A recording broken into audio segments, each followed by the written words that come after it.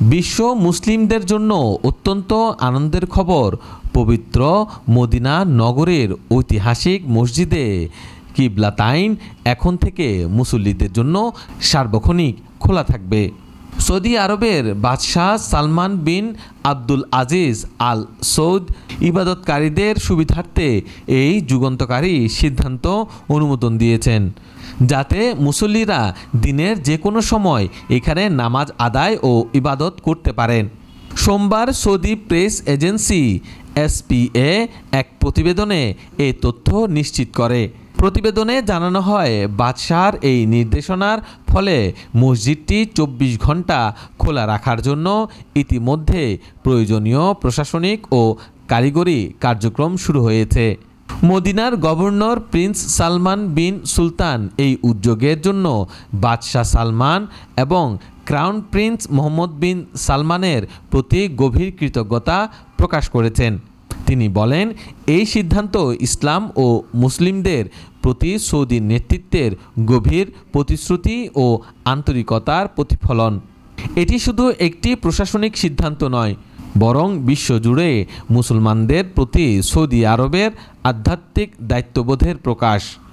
Saudi আরবের ইসলাম বিষয়ক দাওয়াত ও নির্দেশনা মন্ত্রী শেখ আব্দুল লতিফ আল শেখ বলেন, বাদশাহ ও ক্রাউন প্রিন্সের নেতৃত্বে দেশের ঐতিহাসিক ও ধর্মীয়ভাবে গুরুত্বপূর্ণ মসজিদগুলোর উন্নয়ন, রক্ষণাবেক্ষণ এবং আধুনিকায়নে সরকার নিরলসভাবে কাজ করছে।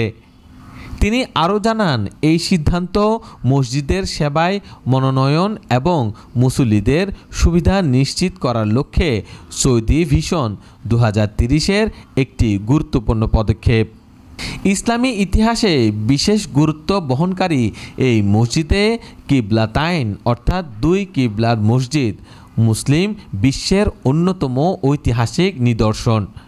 এখানে প্রথমবারের মতো মুসলমানদের নামাজের কিবলা জেরুজালেমের মসজিদুল আকসা থেকে ঘুরিয়ে মক্কার কাবাঘরের দিকে নির্ধারণ করা হয়েছিল। বর্তমানে সৌদি সরকার মসজিদটির সৌন্দর্য বর্ধন, সেবা ব্যবস্থা উন্নয়ন এবং পর্যটন ব্যবস্থার সঙ্গে একীভূত করার জন্য নানা প্রকল্প হাতে নিয়েছে। এর মাধ্যমে বিশ্বব্যাপী আগত হাজি ও ওমরা যাত্রীদের জন্য আরও উন্নত সুবিধা নিশ্চিত করা হবে বলে আশা করা হচ্ছে।